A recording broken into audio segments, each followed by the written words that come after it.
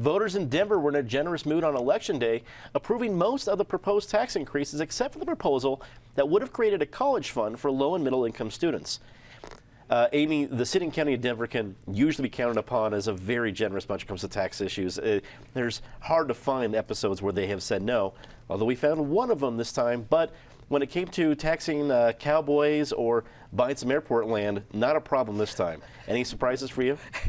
Well, actually, I was thrilled that they said no to one thing. Congratulations, Denver. Even the Democrats in Denver couldn't buy off on. And if I remember, I think even the Democrat Party opposed it. I mean, listen, you know you haven't done your homework when Denver, which is a fairly generous city, as you described, will say no. And I also think at some point, too, you go to the, you sort of go to the well one time too many, and people also look and go, you know what, at some point, is this really the function of Denver city government? I mean, is this really what they're supposed to be doing? I mean, we've got a number of other issues we should be addressing. Yes, the city is generous, but even they have a point. City residents, city voters are at a point where I think not only did they think it was a bad idea, but I also think they had trouble swallowing this as a legitimate function of the city of Denver. So I commend them for doing that. Meanwhile, my own city passed 2 tax increases.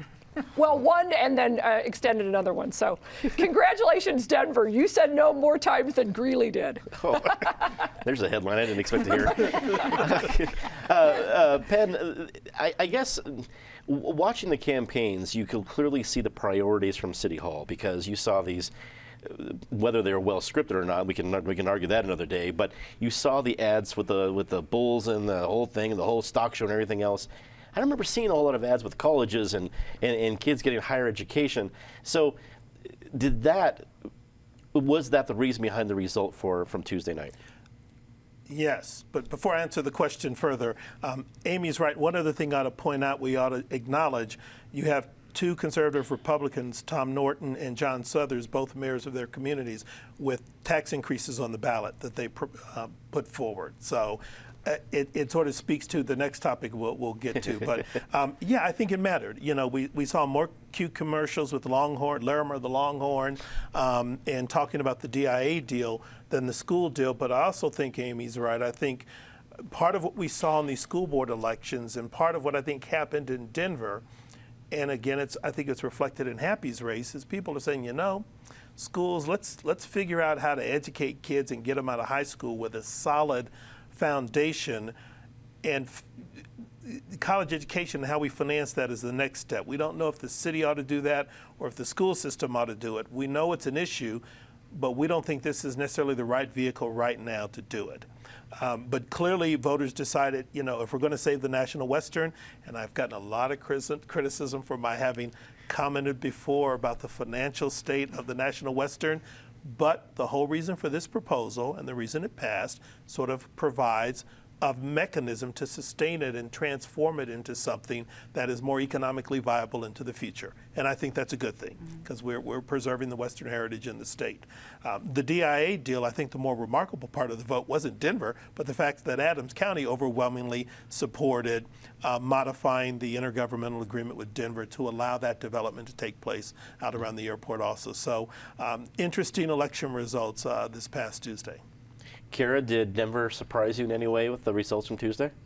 Not really. I think that certainly Mayor Hancock emerged victorious, and his legacy with the National Western is, I think, assured unless things go drastically wrong down the road with the actual construction of the project, and depending on how much of the money and effort really does end up going into helping out the folks in Globeville and Elyria, Swansea neighborhoods, which also were assured great improvements in much needed areas of the city.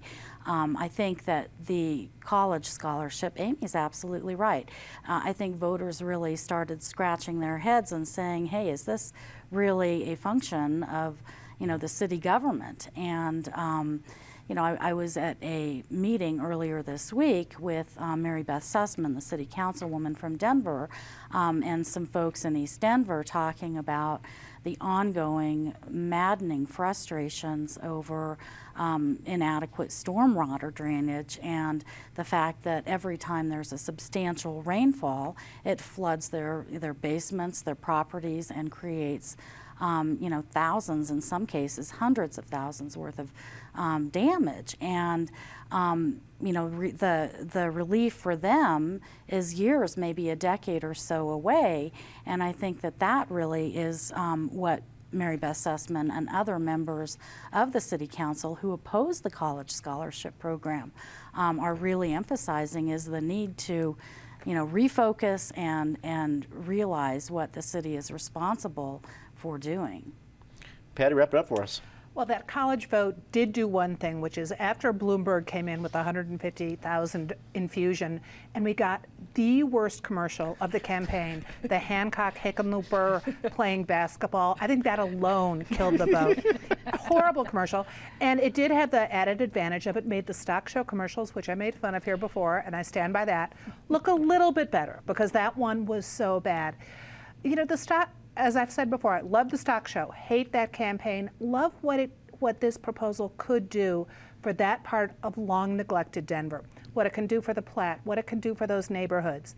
But because we just voted in a never-ending tax, what we have also voted in is a never-ending job for this town's few investigative reporters to watch where the money is going. This is a huge, huge, very vague project, and we are all going to have to pay very close attention. We've never had a building project in Denver cost more than it did in an election. You know where the money that's go never in funny happened. places?